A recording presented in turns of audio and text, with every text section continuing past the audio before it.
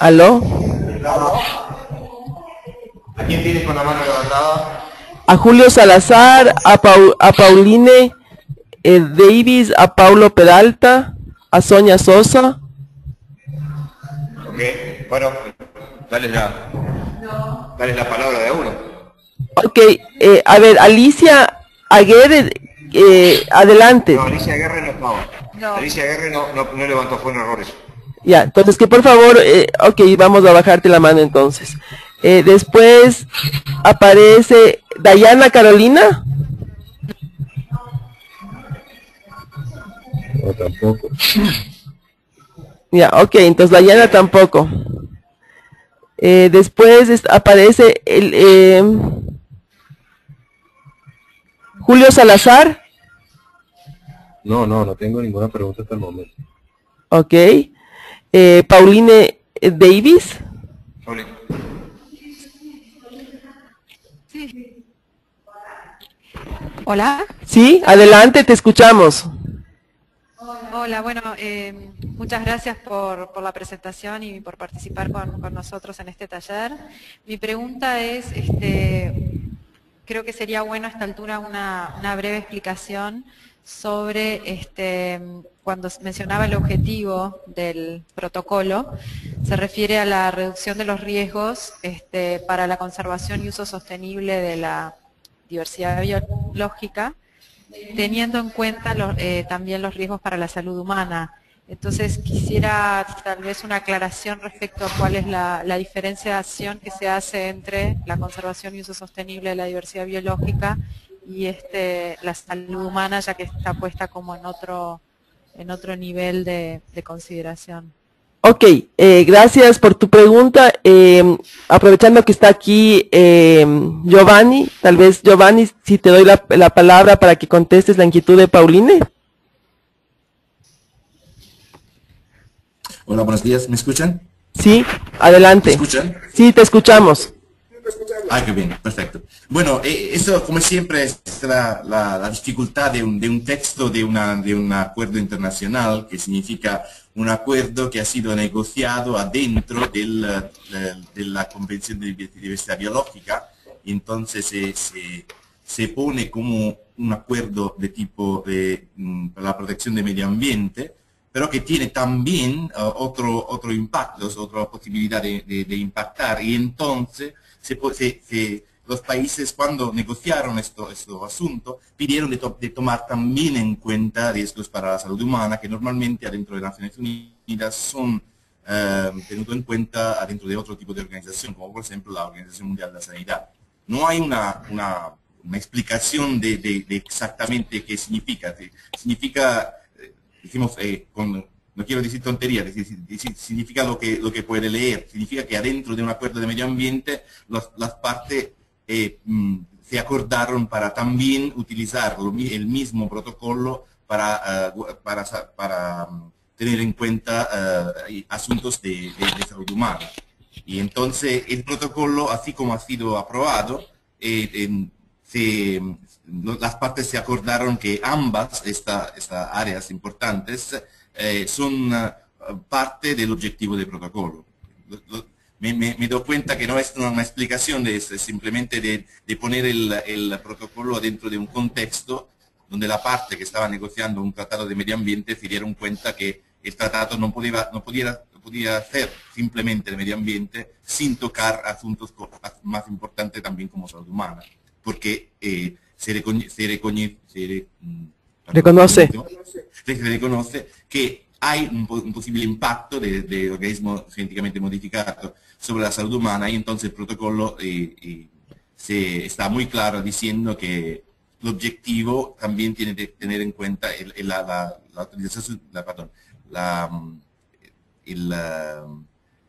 objetivo del protocolo es de mantener un adecuado nivel de protección no solo sobre la diversidad biológica, sino también sobre la salud humana. Ok. Espero sea claro. Gracias Giovanni. Pauline, si tienes alguna inquietud, puedes volver a levantar la mano. Si ya está clara tu inquietud, entonces seguimos adelante. Paulo, tú tienes también tu mano levantada. Te doy la palabra.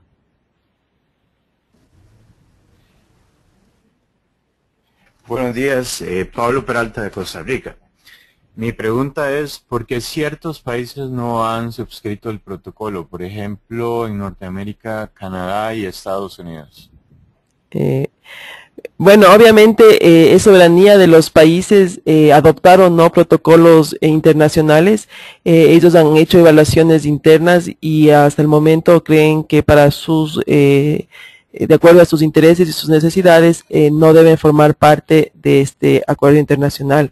Sin embargo, hay que aclarar que Canadá, Estados Unidos, los ejemplos de los países que has mencionado, han colaborado y colaboran bastante con por ejemplo, con información que nutre al Centro de Intercambio de Información sobre Seguridad de la Biotecnología. Pero la decisión de ser parte o no de un acuerdo internacional es propia y soberanía de cada país. No sé, tal vez si Iliana quiere añadir algo al respecto. ¿Iliana? No, muchas gracias, María de Lourdes. Creo que tu respuesta está totalmente clara y pues no tendría nada más que agregar, que es cuestión de soberanía y decisiones nacionales. Muchas gracias. Ok, gracias, Iliana. Tengo también la mano levantada de Sonia Sosa. Adelante, Sonia. No, perdón, debe haber un error. Ok, si fue un error, no importa, seguimos adelante. No tengo más inquietudes, no hay manos levantadas. Entonces voy a continuar. Como les decía, hemos analizado el ámbito, el objetivo del protocolo y lo que vamos a hacer ahora es entender los procedimientos que establece el protocolo para estos dos grandes capítulos, como siempre les digo yo, que es el acuerdo fundamentado previo, que comienza a desarrollarse dentro de lo que es el artículo 7 y continúa en artículos 8, 9, 10 y 12. Bien importante, el acuerdo fundamentado previo se aplicará antes del primer movimiento transfronterizo intencional de un OVM destinado a la introducción deliberada en el medio ambiente de la parte de importación. Muy importante, se aplica este procedimiento antes del primer movimiento transfronterizo intencional de un OVM que vaya a ser ingresado en el ambiente.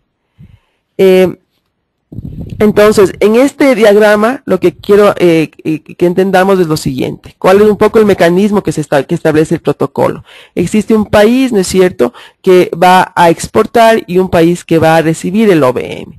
El solicitante va a enviar una solicitud a la parte que recibirá el OVM, lo que se llama la notificación, y la información mínima que pide el protocolo se describe en el anexo 1 del mismo protocolo, y el país que recibe esta solicitud tiene hasta 90 días para hacer lo que se denomina el acuso de recibo. Entonces, se envía la solicitud, el país que recibe la solicitud analiza si la información que envió es completa y tiene un plazo de hasta 90 días, lo puede hacer antes, pero un plazo hasta 90 días para hacer este acuso de recibo. Luego de esto se abre la etapa de evaluación de riesgo, que es muy importante porque el resultado de esta evaluación de riesgo tiene que ser la toma de decisión.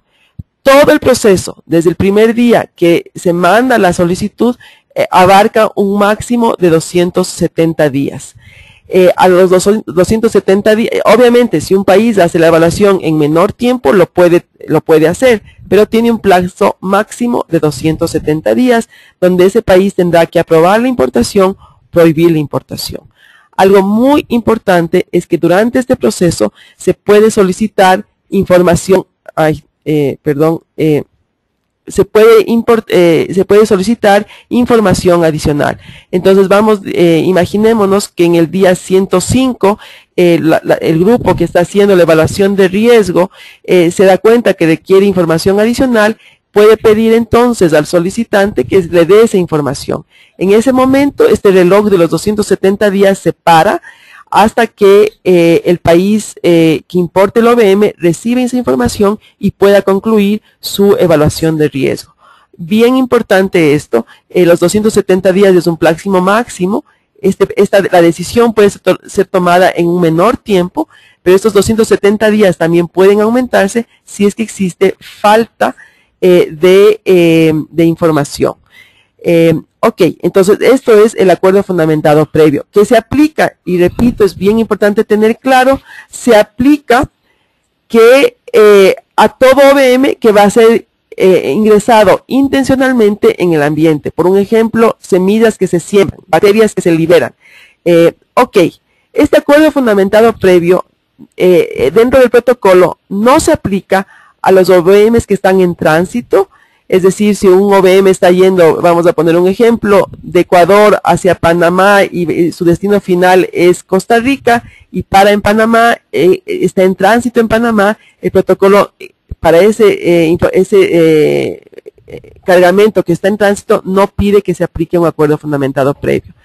Tampoco se aplica este procedimiento para OVMs de uso confinado, tampoco se aplica este procedimiento que acabo de describir para OVMs que van a ser utilizados como alimento humano, animal o procesamiento. El protocolo establece otro procedimiento, pero no el acuerdo fundamentado previo para este tipo de OVMs. Y también este acuerdo fundamentado previo no se aplicará si es que en alguna COP/MOP se establecen OVMs que quedan excluidos de este procedimiento. Hasta el día de hoy no existen este tipo de OVMs excluidos. Ok. Vamos entonces al segundo procedimiento, que es aquel sobre OVMs que van a ser utilizados como alimento humano, animal o procesamiento. Este tipo de OVMs los podemos analizar dentro del protocolo a partir del artículo 11. Entonces, el artículo 11, ¿qué dice? Se refiere a OVMs que pueden ser sujeto de un movimiento transfronterizo para uso directo como alimento humano, animal o para procesamiento. Y algo bien importante, que no van a ser introducidos al ambiente. En este mismo artículo, dice, ¿no es cierto?, una parte que haya adoptado una decisión definitiva en relación con el uso nacional, incluida su colocación en el mercado, de un OVM que pueda ser sujeto de un movimiento transfronterizo para uso directo como alimento humano, animal o procesamiento, informará al respecto a todas las partes por conducto del Centro de Intercambio de Información en un plazo de 15 días. Bien importante esto, ¿no es cierto?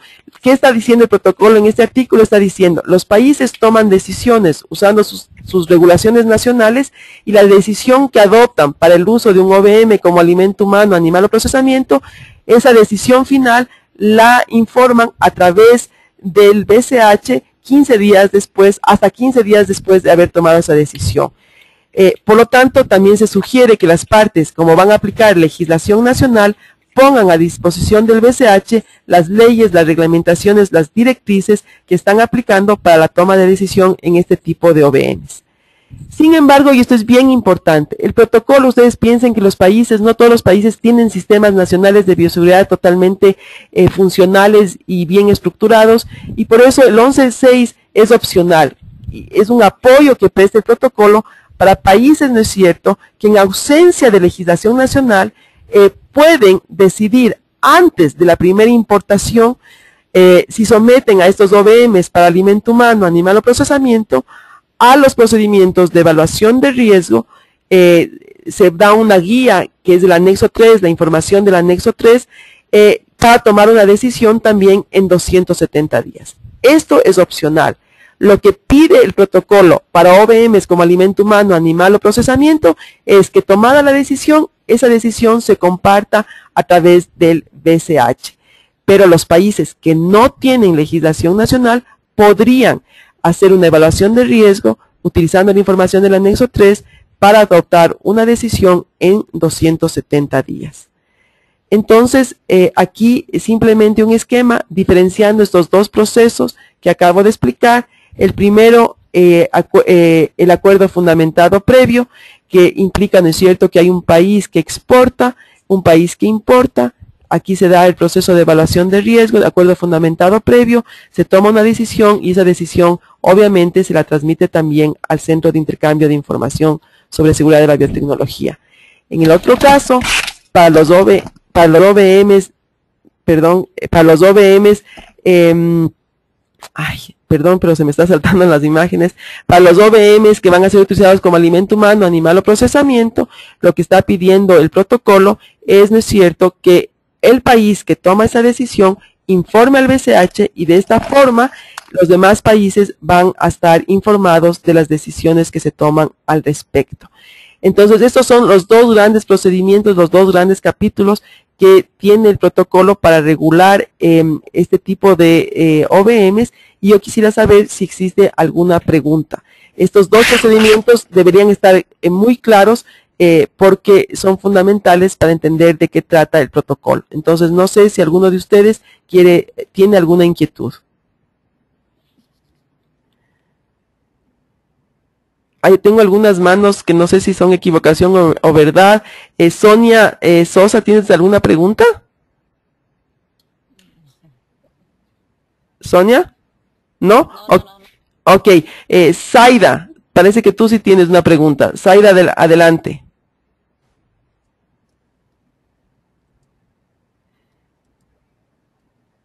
Zaida, ¿tienes una pregunta? No, solamente la sugerencia que esto se cuelgue. Muchas gracias. Ok.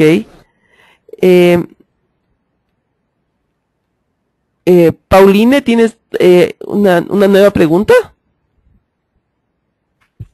Sí, sí, hola, ¿me escuchan? Sí, adelante. Sí, mi consulta es con respecto a los plazos para la aprobación por el país importador, en el caso de la aplicación del acuerdo fundamentado previo para la primera exportación.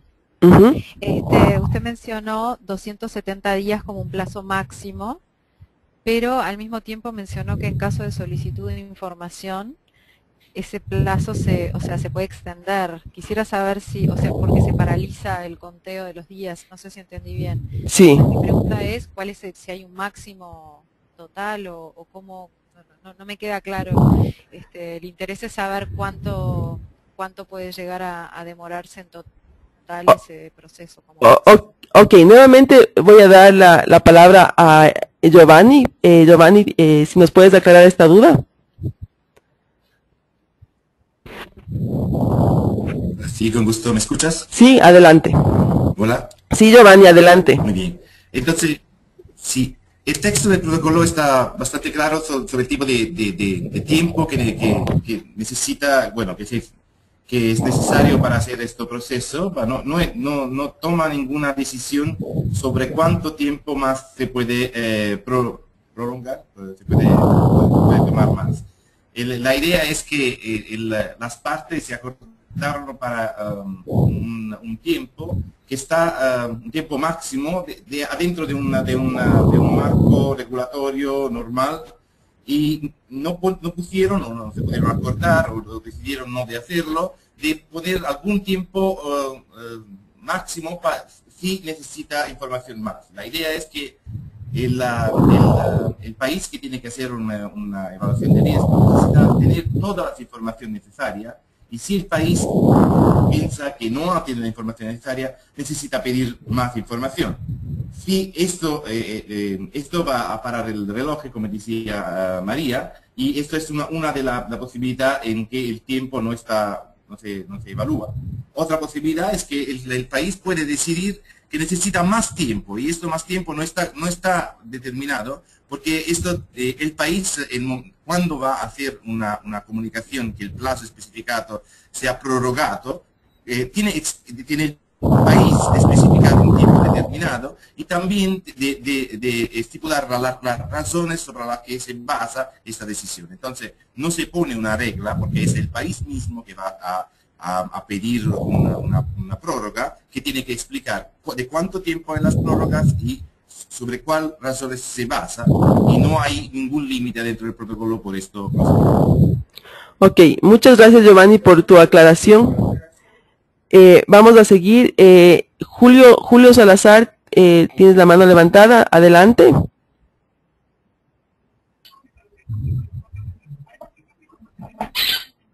Buenos días. Sí. Quisiera que me explicara un poco más sobre el mecanismo multilateral de información. ¿Cómo sería ese mecanismo para emplearse? No sé si te entendí bien tu pregunta. ¿Cómo funciona el BCH? ¿Esa es tu pregunta?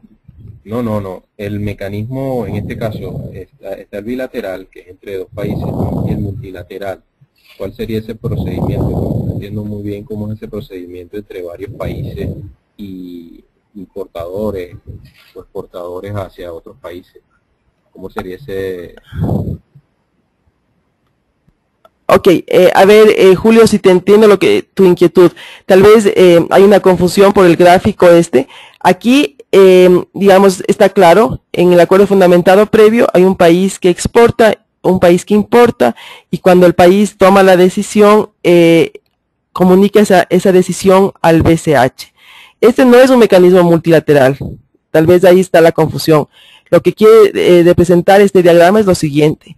Aquí hay un país, en este caso del que sale la flecha. Este país toma una decisión utilizando su legislación nacional sobre un OVM que va a ser utilizado para OVMs como alimento humano, animal o procesamiento. Este país soberanamente toma su decisión y la pone en el BCH. Una vez que está en el BCH, esta información es compartida por el resto de países que acceden al BCH. ¿Ya? Pero este no es un sistema multilateral, sino que es un sistema, ¿no es cierto?, de información al que tienen acceso todos los países en realidad. Entonces, no sé si, Julio, te vuelvo a dar la pregunta, si esa era tu inquietud. Sí, entendido. O sea, lo que se quiere es que esa información, la decisión publicada por soberana de algún país, bueno, es compartida, es vista por los demás países que forman parte del grupo. Ok, gracias, Julio. No sé, Ileana, Giovanni, Ernesto, ¿quieren añadir algo?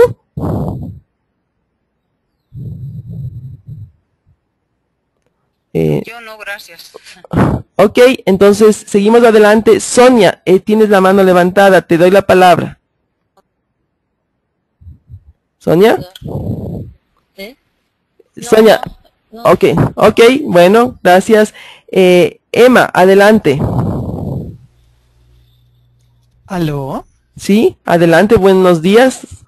Buenos días, María Lourdes, gracias por tu conferencia. Solamente quería hacer una observación en cuanto a esta gráfica. Se está refiriendo a procedimiento bilateral y multilateral solamente en cuanto a información, pero quería agregar algo. El mecanismo para acuerdo fundamentado previo, que tiene que ver con OVMs que van a ser introducidos a medio ambiente, y el mecanismo que tiene que ver con organismos vivos modificados para alimento humano, animal y procesamiento, finalmente terminan siendo ambos multilaterales. ¿Por qué? Ahí está la importancia del BCH. Finalmente, estando en el BCH, la información va a llegar a todos los países.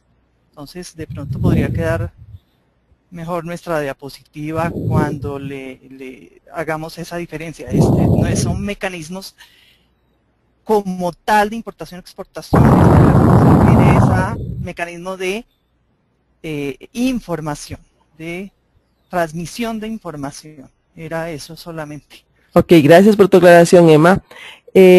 Alicia. ¿Tienes una pregunta, una duda, Alicia? Pero la tengo en rojo. Ok, no importa, si no tienes una duda no pasa nada. Cecilia, adelante. Hola. Sí, Cecilia, adelante. Sí, se escucha, adelante. La pregunta mía era, un poco ya fue correspondida con las preguntas anteriores, pero ¿existe? Lo tenía así. Cecilia. A ver, Cecilia. Hola. Sí, por favor. Sí, se escucha. Por favor, adelante. Hola. Sí, te escucho, Cecilia, adelante. Ajá. La pregunta es complementaria con respecto al acuerdo previo. Si hay casos concretos, ¿cuánto tiempo ha llevado el proceso y cómo se ha llevado a cabo? O sea, ¿cuáles son las normas? Por ejemplo, en el caso de Uruguay, que un país exportador nos envíe la notificación. Yo no tengo conciencia de que existe un mecanismo ya previamente establecido para tratar esto. Entonces me pregunto cómo es en otros países. Creo que Uruguay realmente no tiene un procedimiento establecido. Si hay casos concretos en los que se haya aplicado este mecanismo y cómo fue la experiencia. Ok, gracias por tu pregunta, Cecilia. A ver, obviamente hay muchos países que sí tienen establecidos un sistema de toma de decisiones. El tiempo que lleva esa decisión obviamente varía o ha variado en diferentes casos. No te podría decir exactamente qué tiempo ha tomado. Lo que sí te puedo decir es que hay países, varios países, que tienen un sistema establecido y que toman decisiones dentro de un plazo determinado. Tal vez Giovanni o Iliana tienen información sobre ejemplos más precisos. Adelante, Iliana o Giovanni. Aquí es Giovanni, ¿me escuchas? Ajá. Sí, adelante. Bien, hay una diferencia muy grande entre diferentes países, pero la idea general es que una vez que el país es parte del protocolo, se va a establecer, y esto es algo que si no hay en Uruguay necesita, algo como un marco regulatorio que aplica el protocolo a la ley nacional. Eso es la parte más importante de la implementación del protocolo. Este marco regulatorio que en algún país está muy avanzado y desarrollado, en otros países está en principio, otros países tienen solo borrador. La idea es que los países tienen un marco nacional que lo permite de seguir, de implementar la regla que está dentro del protocolo. Entonces, todos estos marcos nacionales están disponibles dentro del BCH en la parte de leyes nacionales y cada país tiene su propio marco nacional. De verdad, muchos tienen borradores, muchísimos tienen ya marcos aprobados. La diferencia es muy grande entre los países dependiendo de cuánta actividad se puso del proyecto y también de cuánto es el interés nacional. Pero en general el país tiene que establecer un reglamento, una ley, ¿no? Algún sistema para que estas reglas que están dentro del protocolo se traduzcan a nivel nacional. Y hay un montón de ejemplos de países y lo puede buscar adentro del BCH. Ok, gracias Giovanni. Y por eso, como ustedes pueden ver en la pantalla, aquí estoy proyectando la página central del BCH y si ustedes van a buscar información en leyes y reglamentaciones, van a poder encontrar entonces cuáles son los marcos regulatorios sobre bioseguridad en diferentes países. Entonces vamos a seguir, todavía hay varias manos levantadas. Julio, te doy la palabra. Adelante con tu pregunta. No tengo ninguna pregunta hasta el momento. Ok. Sandra. Sí. Sí, adelante. Sí, te escuchamos, adelante. No, la consulta... Bárbaro, muchas gracias. La consulta era porque esto es cuando son entre países que tienen distinto proceso de autorización o tienen OBMs que están o no autorizados en el país importador. Pero los negocios en nuestro país se hacen con compradores que se supone que en sus países ya tienen autorizado la importación de estos OBMs, ¿no? Ok, sí, claro, entonces, es más que nada lo tuyo es una aclaración. Muchas gracias. No, que quisiera aclarar algo, si puedo. Sí, adelante Giovanni. Sí, Giovanni, adelante. Sí, es que con referimiento a esta pregunta, tenemos dos diferentes asuntos de aclarar. Uno es el asunto que el negocio con país que no son parte está ya arreglado adentro del protocolo, y creo que María lo va a explicar más adelante. Y lo otro es que la idea de la autorización para acuerdo avanzado previo no es solo entre los dos países, tienen una obligación adentro del país que es parte, en este caso Uruguay, para que el proceso de toma de decisión y de información al BCH y de evaluación de riesgo sean implementados en el país, ¿no? Sin depender de de qué otro país esto OVM va a llegar. Entonces, una obligación dentro del protocolo que ahora se pone también por Uruguay, es que cada introducción a nivel ambiental de OVM necesita una decisión que está basada sobre sobre una evaluación de riesgo, y al final esta decisión tiene que ser puesta dentro del BCH, independientemente de dónde el OVM va a llegar. Ok. Muchas gracias por esa aclaración, Giovanni. Tengo en mi lista a Elisa. Elisa, adelante. Hola, ¿se me escucha? Sí, se te escucha. Mi pregunta era un poco siguiendo la participación de otros compañeros con respecto a esto de los 270 días, que es el plazo para realizar como la respuesta a la petitud de exportación y la respuesta, digamos, para el país importador. Por lo que entiendo, entonces este tiempo se podría prolongar si se solicita nueva información al país importador. Y además, si el país no tiene establecida la legislación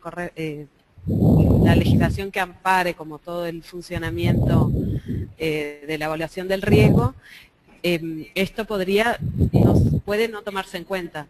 ¿Es así? La otra parte de tu pregunta se me cortó un poco el sonido. No sé si me puedes repetir. O sea, primero te digo lo que entendí. A ver, creo que son dos cosas. Los 270 días es para aquellos OVMs que aplican el acuerdo fundamentado previo, en el cual, ¿no es cierto?, hay todo este proceso de evaluación de riesgo. Entonces, eso es el acuerdo fundamentado previo, 270 días, que puede alargarse o no en presencia de falta de información. Para el otro caso, el acuerdo para los OVMs que son como uso alimento humano, animal o procesamiento, el tiempo que un país tome esa decisión para ese tipo de OVMs depende de lo que establece su regulación nacional. Lo que pide el protocolo es que, tomada esa decisión sobre esos OVMs que van a ser utilizados como alimento humano, animal o procesamiento, en 15 días hay ese plazo de comunicación al BCH de esa decisión. Elisa, sigues con el micrófono habilitado porque no sé si esa era tu pregunta.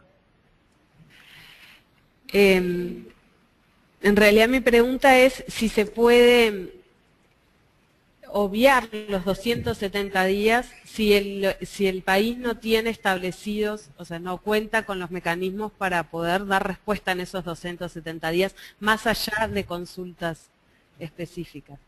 Le voy a dar paso a Giovanni. En todo caso, si un país es parte del protocolo, no puede obviar el acuerdo fundamentado previo, ¿no? Es un procedimiento establecido, el país se comprometió a hacer este acuerdo fundamentado previo, que es una evaluación de riesgo. Entonces, un país no puede obviar, tendrá que capacitarse, tendrá que construir sus capacidades, pero no lo puede obviar si es que es parte del protocolo. Si no es parte del protocolo es diferente, pero si es parte del protocolo es una obligación de ese país cumplir con este procedimiento. Giovanni, adelante. Sí, yo quiero confirmar lo que dijo María. En realidad, la adopción del protocolo de parte de un país significa exactamente esto, que el país se compromete a cumplir con estas obligaciones. Entonces, tiene que ser claro que no necesita un marco nacional. Bueno, es importante, es muy necesario, pero para cumplir este tipo de obligación se puede hacer también sin una ley que está muy grande, muy ya adoptada, porque adentro de un plazo de tiempo que el país va a adoptar la ley, se puede simplemente adoptar un procedimiento a nivel ministerial, una autorización. Simplemente es necesario entender a quién que se tiene que pedir el permiso y quién que lo va a garantizar. Pero esto es una obligación que no se puede, ¿cómo decir? Obviar. Obviar, sí. Entonces, el país que es parte del protocolo se pone disponible a recibir notificación debajo del artículo del informe avanzado previo y se compromete en un plazo de 270 días a partir de la notificación a comunicar al notificador la decisión que se hace referencia, y esta decisión se compromete también a tomarla sobre la base de una evaluación de riesgo, y la decisión y la evaluación de riesgo tienen también se compromete a ponerla adentro del BCH. Esos son compromisos que son parte de la adopción del protocolo. Entonces, el país que adopta el protocolo toma estos compromisos y no se pueden obviar, no hay excusas porque esa es la parte más importante adentro del protocolo. ¿Está claro? Ok, muchas gracias, Giovanni. Tengo otra, Elisa. Adelante, Elisa, te doy la palabra para tu duda. Hola, Lourdes, ¿cómo estás? Hola, Giovanni. Mi pregunta en parte ya la contestaron y era referida a qué cambios, qué diferencias había en el acuerdo fundamentado previo cuando el país exportador e importador ambos son partes y cuando solo uno de ellos es parte del protocolo. Gracias. Ok, gracias, Elisa. Un gusto que estés participando. Giovanni, te cedo la palabra. Bueno, una vez... ¿Me escuchan? ¿Sí? ¿Se me escucha? Sí, adelante. Entonces, una vez más, hay dos aspectos aquí. Uno es del negocio entre una parte y no parte. Y ahí tenemos un artículo claro sobre este asunto. Disculpe, es el artículo... 24. Estados que son parte, donde la parte se comprometen a ¿dónde está? A hacer este tipo de concertar acuerdos bilaterales, pero tiene que ser compatible con los objetivos del protocolo, que significa tiene que tener el mismo objetivo. Esta es la puerta, se arregla con las non partes. Otro lugar es el artículo 20 adentro del BCH, que claramente indica que un país tiene que poner adentro del BCH todas las decisiones y de evaluación de riesgo que son tomadas dentro de un proceso del regulatorio del país. Entonces, con el país que no es parte, básicamente se tiene que actuar un procedimiento que está compatible con el protocolo, que significa que el país que importador tiene que tomar un permiso, tiene que dar un permiso, y más que esto, el país tiene su obligo nacional, independientemente da quién país lo importa lo EVM, de poner dentro del BCH la decisión y la evaluación de riesgo que sean tomadas dentro de su propio proceso regulatorio. Entonces, no hay una excepción verdadera, la excepción es que, por cierto, el país que no es parte no está comprometido a seguir el protocolo, pero el país que es parte, en este caso si el país importador, está comprometido a tomar decisiones basadas sobre el asunto de evaluación de riesgo y a poner decisiones y evaluación de riesgo adentro del BCH, donde en el caso de la decisión, adentro del BCH en cualquier caso. ¿Está claro? Ok, muchas gracias. Creo que está claro. Si no, por favor, vuelvan a levantar la mano. Todavía tengo a Pauline. Pauline, adelante. ¿Tienes otra inquietud? ¿Yo? Sí, hola. Sí, mi inquietud es más que nada por un comentario que hizo Sandra antes, y es el acuerdo fundamentado previo de la exportación de un evento, perdón, la exportación de un OGM que ya fue autorizada y aprobada en el país de importación. De todas maneras hay que cumplir con todo el requisito de acuerdo fundamentado previo, o no sé, o sea, siempre que sea una primera exportación hay que comunicarlo al otro estado parte. A ver, sí, el acuerdo fundamentado, a ver, un poquito, revisemos lo que dice el acuerdo fundamentado previo, y está claramente establecido en el protocolo. Lo vamos simplemente a ver para que nos quede bastante claro. Se aplicará antes del primer movimiento transfronterizo intencional de un OVM destinado a la introducción deliberada en el medio ambiente de la parte de importación. Obviamente ninguna ley es retroactiva. Si un país importó OVMs antes de la entrada en vigor del protocolo, eso ya no pasó o sea, no había la obligación del acuerdo fundamentado previo. A partir de que el protocolo forma parte de la legislación de un país, esto se tiene que cumplir. Y el siguiente OVM obviamente tiene que pasar por el acuerdo fundamentado previo.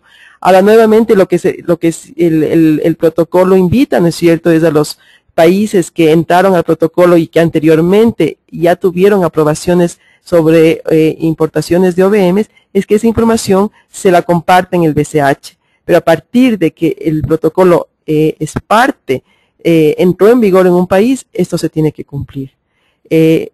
Nuevamente, Giovanni, estamos abusando de tu presencia, pero por favor, si quieres añadir algo.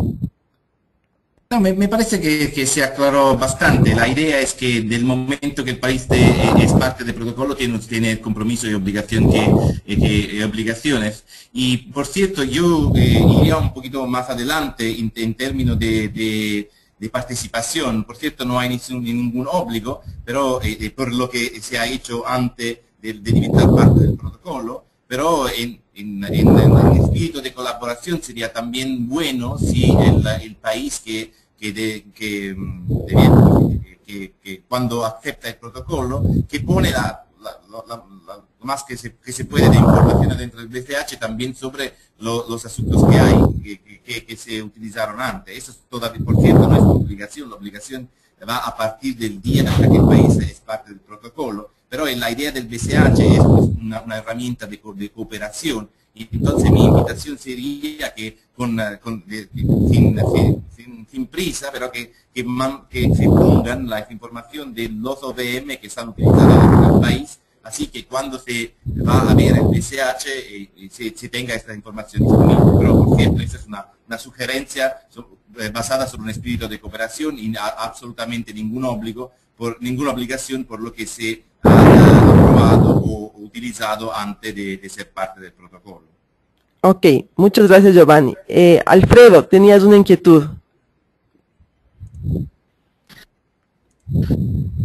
Buenos días. Sí, adelante. Buenos días, ¿me escuchan? Sí, adelante.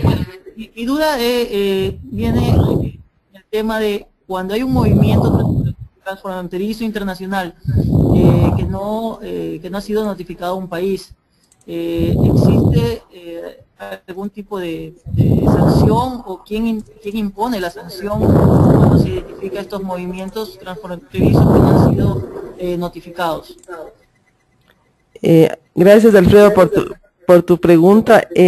A ver, si un país que es parte del protocolo recibe un OVM de forma conociendo de esto y no está cumpliendo lo que dice el protocolo, obviamente ahí está incumpliendo el protocolo. Pero obviamente también puede haber movimientos transfronterizos ilícitos que están descritos en el artículo 25 o involuntarios que describe el protocolo en el artículo 17. Entonces habría que ver, hablando de lo que tú dices, qué tipo de movimiento estamos hablando. Si es intencional y el país es parte, nuevamente, si no hace lo que el protocolo le dice, está incumpliendo. Esas son leyes para los países que adoptan el protocolo y sería claramente un incumplimiento del protocolo. El protocolo establece en el artículo, déjenme chequear un segundito, me parece, bueno, hay un artículo, ahorita no me sale el número, sobre el tema del cumplimiento, ¿no es cierto? Entonces hay un comité de cumplimiento, como en cualquier acuerdo internacional, que revisa si algún país está incumpliendo. Pero hasta el momento no hay sanciones establecidas dentro del marco del protocolo. Giovanni. Sí, gracias. Bueno, nada que añadir. Por cierto, el comité de cumplimiento es el responsable y cada país puede hablar con el comité y explicar el problema por su propia parte o de otro país que no cumple y no hay un sistema de, no sé cómo, disculpa, me falta la palabra en español. No hay un sistema para normalmente implementar la responsabilidad, pero hay un protocolo que se adoptó, el protocolo de Nagoya Kuala Lumpur sobre responsabilidad y compensación, que es un protocolo suplementario al protocolo de Cartagena, que también se tiene que adoptar, y este protocolo va a arreglar cómo, una vez que cómo se puede identificar la responsabilidad y cómo se asociar esa responsabilidad con una obligación en virtud del derecho aplicable para proporcionar una compensación por los daños. Entonces, el cumplimiento la falta de cumplimiento es una responsabilidad que se tiene que averiguar adentro del comité de cumplimiento, y hay un protocolo, que es el protocolo de Nagoya Kuala Lumpur sobre responsabilidad y compensación suplementaria al protocolo de Cartagena, que va a reglamentar cómo esa responsabilidad se va a asociar después con una asociación, con una obligación para proporcionar compensación. Ok, muchísimas gracias, Ernesto. Sé que todavía hay algunas manos levantadas, pero en virtud del tiempo voy a seguir adelante. Al final de la presentación vamos a dar nuevamente un tiempo para preguntas y así poder, ¿no es cierto?, concluir con la presentación para tener una idea más clara de también otros aspectos del protocolo. Entonces, simplemente ahora voy a mencionar algunos puntos, como es el artículo 12, que se trata de la revisión de las decisiones. Este es un artículo importante porque, ¿no es cierto?, las decisiones en esta materia no son definitivas. Frente a nueva información, se pueden rever esas decisiones ya sea de la parte del país importador o del país exportador. Entonces, interesante lo que establece el artículo 12. El artículo 15 habla sobre análisis de riesgo, en el cual, ¿no es cierto?, se invoca a que este proceso de análisis de riesgo se hace en base de evaluaciones de riesgo que se llevarán a cabo con arreglo a procedimientos científicos sólidos de conformidad con lo que se establece en el anexo 3, teniendo en cuenta técnicas reconocidas de evaluación del riesgo. Un artículo importante del artículo 17, que trata sobre movimientos transfronterizos involuntarios. Aquí consideramos el caso de un país que libera normalmente de forma accidental un OVM que puede, ¿no es cierto?, llegar a un país que sería el potencialmente afectado. En este momento se tiene que despertar un mecanismo que es la de notificación. El país que libere ese OVM de forma accidental tiene que comunicar al país afectado sobre la cantidad, las características, la fecha de liberación, las circunstancias, los riesgos potenciales, y obviamente aquí se levanta un proceso entre los dos países de acordar medidas de emergencia apropiadas, llegar a soluciones acordadas y desarrollar planes conjuntos de intervención. Algo muy importante para este artículo 17 es que los países tienen que tener un punto focal nacional de emergencia para poder contactar a esa persona en casos que pasen este tipo de acontecimientos, y también que este proceso, esta información de este tipo de acontecimientos también se comparta a través del Centro de Intercambio de Información sobre Seguridad de la Biotecnología. Entonces, bien importante entender que cuando un país forma parte de un acuerdo internacional, tiene obligaciones. Las primeras obligaciones cuando un país forma parte de este protocolo es que tiene que designar 3 puntos focales. Un punto focal nacional del protocolo como el representante de ese país al protocolo, un punto focal nacional del Centro de Intercambio de Información y un punto focal, para lo que les acabo de decir, para esos movimientos transfronterizos no intencionales. A más de eso, tiene nuevamente que nombrar a una o varias autoridades nacionales competentes. Toda esta información obviamente tiene que llegar a la Secretaría, los nombres y las direcciones de los puntos focales y de las autoridades nacionales competentes. Voy a interrumpir un segundito esto para enseñarles en el BCH, tengo listo, nuevamente esta es la página central del BCH, y aquí, ¿no es cierto?, hemos hecho la búsqueda de los puntos focales de Uruguay, y ven ustedes, aquí está Paulina Davis y Elisa Delgado, no puedo decir ese apellido, pero ahí están los, gracias Elisa, para que ustedes sepan que la información está disponible, y si tienen que buscar esa información, está disponible a través del PCH. Entonces, regreso a la presentación.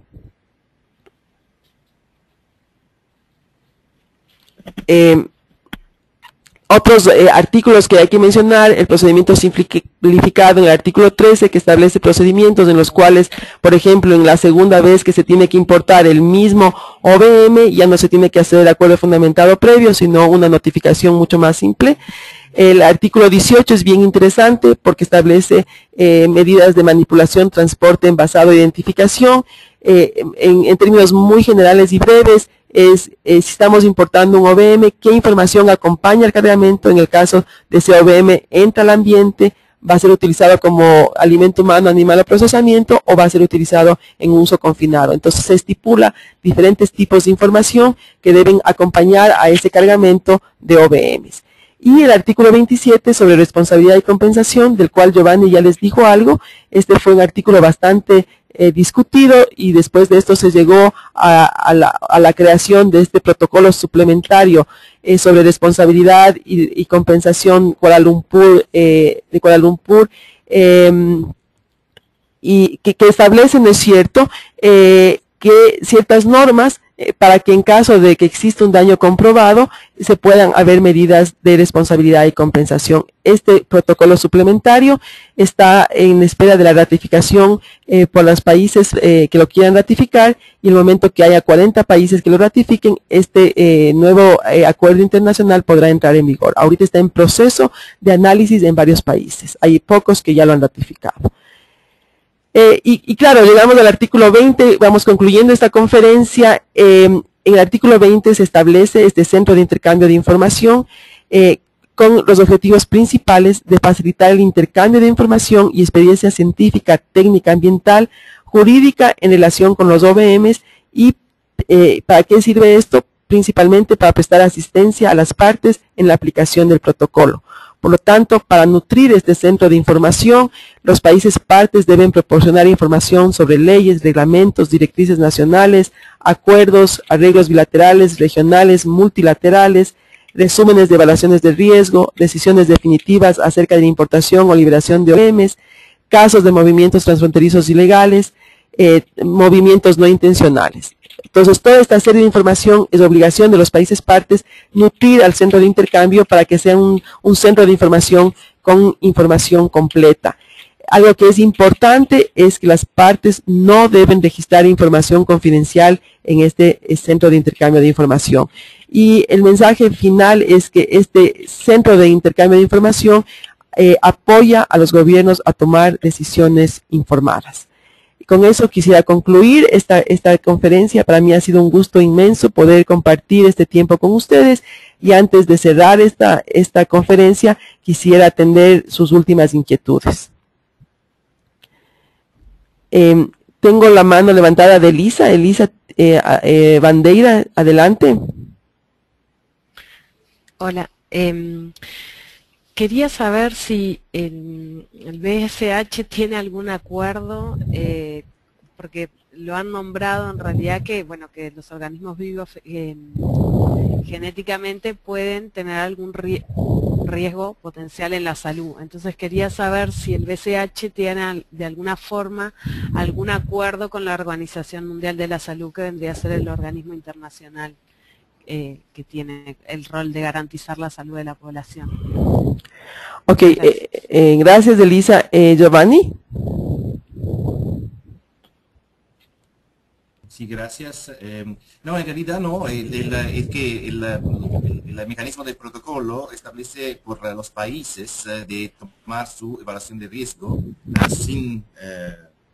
sobre la base de lo que está definido adentro del anexo 3.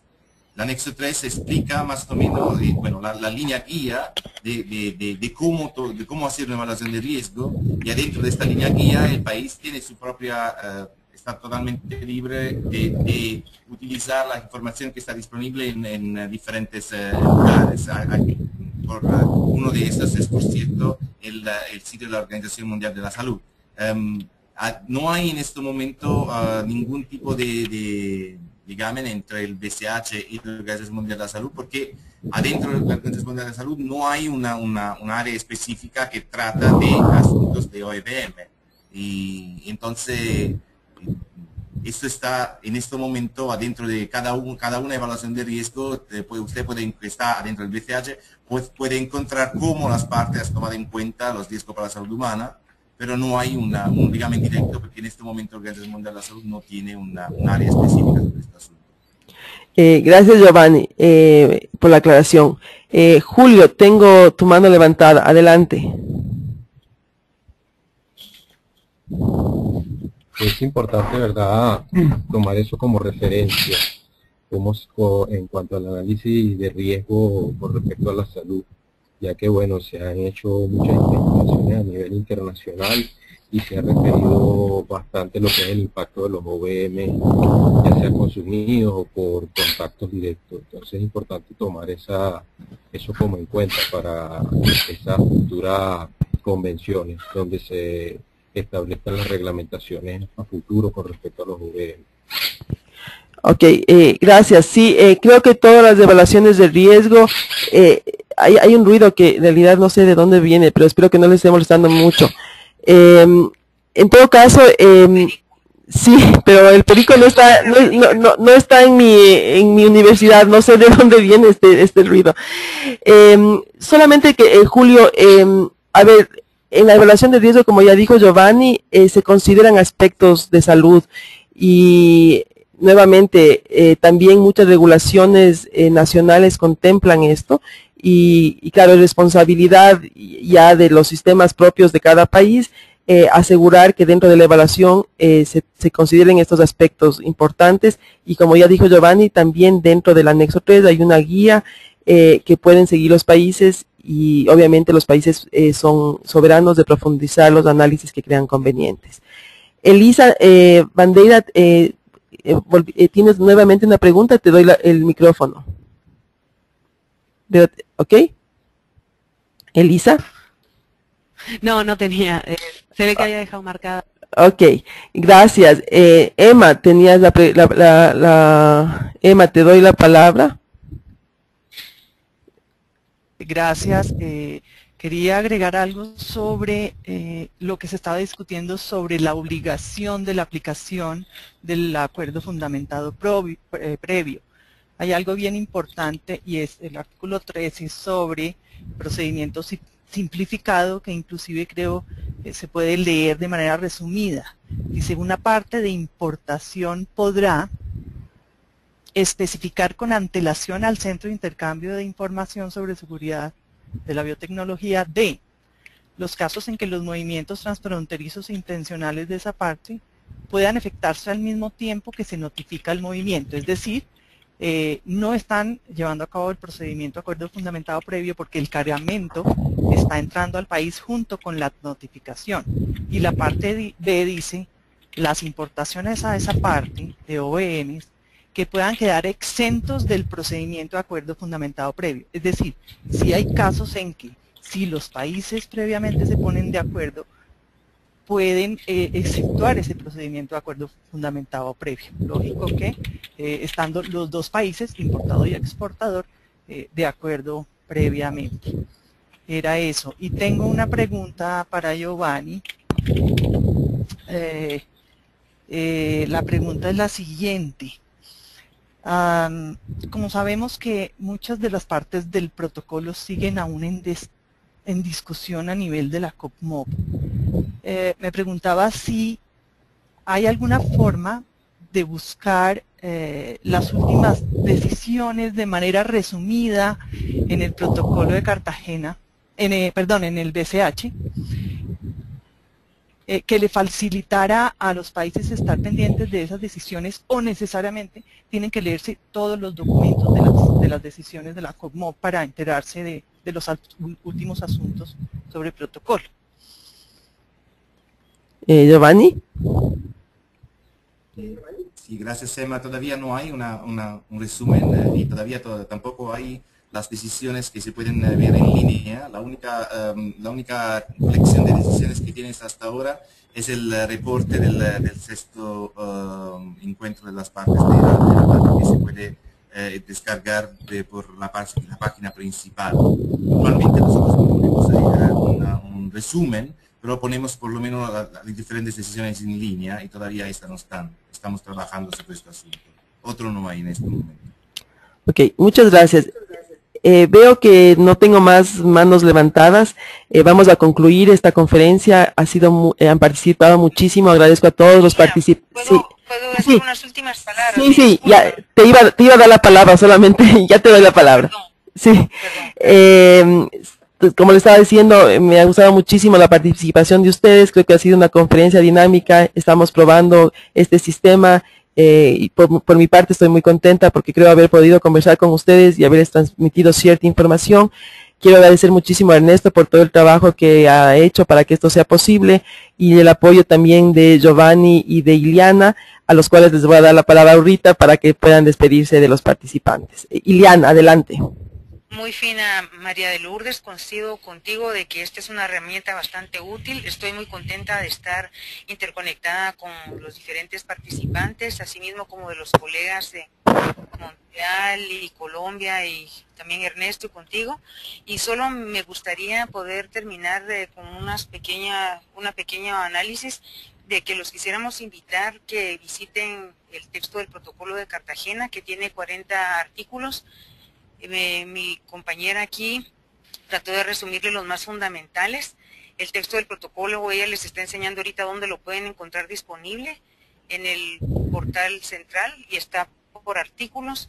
Así ustedes ahí pueden poder revisar los diferentes artículos de algunos casos que nosotros no mencionamos, por ejemplo, sobre los movimientos ilegales, si lo quieren revisar más a profundidad, sobre los artículos sobre análisis de riesgo, y asimismo sobre los diferentes anexos. Entonces, ha sido un gusto para mí compartir con ustedes la mañana de ustedes. Para mí ya son las 6 de la tarde casi, y les agradezco muchísimo y estamos a las órdenes de todos los que hemos participado en esta conferencia para apoyarles en cualquier momento. Muchas gracias y saludos. Gracias, Iliana. Giovanni. Solo para saludar a todos y agradecer a María, a Catalina y Ernesto para organizar esto. Me parece una muy buena herramienta. Estamos siempre disponibles aquí en la Secretaría a participar en este tipo de asuntos. Muchísimas gracias. Ok, Ernesto, no sé si quieres decir algo. Yo sé que tú estás allá con ellos, pero tal vez alguna cosa. Hola, gracias María. Bueno, muchísimas gracias por tu conferencia, que salió muy buena. Creo que la participación de todos los interesados ha sido muy valiosa. Esperemos tenerlo grabado y ponerlo a disposición de todo el mundo. Así que felicitaciones por una muy buena charla y gracias nuevamente. Ok, gracias a todos. Sé que están en Uruguay en un taller, alguna vez estuve presente, quizás en algún otro momento pueda acompañarles de forma presencial, y hasta eso les deseo muchísimos éxitos y que aprovechen de este taller y de la información que pueden acceder en el BCH. Muchísimas gracias a todos, a Emma que también nos ha estado apoyando y a todos ustedes. Buen día y seguimos en contacto. Chao.